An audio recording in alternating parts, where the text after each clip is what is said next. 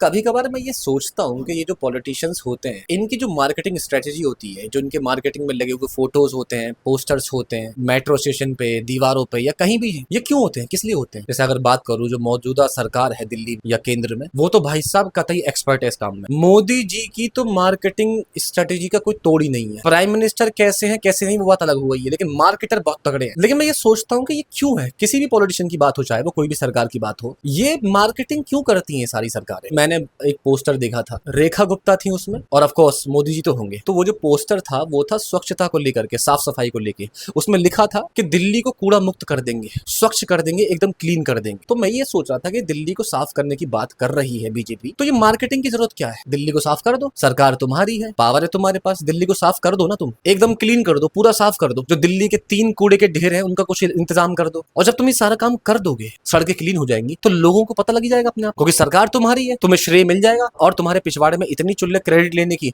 तो तुम एक वीडियो बना देना, मीडिया तुम्हारी। लेकिन ये अलग से मार्केटिंग की आवश्यकता क्या है, जब तुम्हें काम करना ही है, कि हल्ला क्यों काट रहे हो, कर दो। ये पोस्टर, ये मार्केटिंग सिर्फ इसलिए होती है क्योंकि इनको काम नहीं करना होता, ये सिर्फ बकैती होती है इनकी। और बात यहाँ स्वच्छता की नहीं है, हर मामले में ऐसे होता है, इनको कोई भी काम कभी करना नहीं होता है और ज्यादा से ज्यादा थोड़ा बहुत काम कर देंगे। उसकी मार्केटिंग ऐसी करो कि लोगों को राई का पहाड़ दिखाई दे, क्योंकि मार्केटिंग के पीछे साइकोलॉजी काम करती है। जब तुम एक्सट्रीम लेवल की मार्केटिंग करोगे ना, तो लोगों के जहन में बैठ जाएगी, सबकॉन्शियस माइंड में बैठ जाएगी। कभी तुमने अंधभक्तों को देखा है, उनसे पूछो मोदी जी के बारे में कि मोदी जी के कुछ काम गिनवा दे, तो वो गिनवा देंगे और ऐसे ऐसे काम गिनवा देंगे कि तुम देखोगे कि ये काम तो कभी हुए नहीं, तो ये गिनवा कैसे रहे हैं। और उसमें दोष उनका भी नहीं है, दोष है ये मार्केटिंग का, क्योंकि इतनी बार उनके सामने ये रिपीट किया गया है, पोस्टर के जरिए से, मीडिया के जरिए से, व्हाट्सएप ग्रुप में, और मोदी जी खुद भी हल्ला काटते रहते हैं। तो ये निरंतर इनके सामने रिपीट टेलीकास्ट में चलाया गया है। और ये जो अंधभक्त हैं सारे के सारे, ये मोदी जी का नाम खुद भी तो जपते रहते हैं दिन भर, तो इसलिए इनके दिमाग में बैठ गई ये बात। काम हुआ है कि नहीं हुआ है इनको नहीं पता है, लेकिन दिमाग में बैठ गई। यही तो मार्केटिंग की सारी स्ट्रेटेजी है, क्योंकि उसके पीछे साइकोलॉजी काम करती है। सबकॉन्शियस माइंड में बैठा दो। और ये जो प्रेमानंद जी महाराज हैं, ये जो बोलते हैं ना, नाम जप करो, नाम जप करो, नाम जप करने से यही होता है,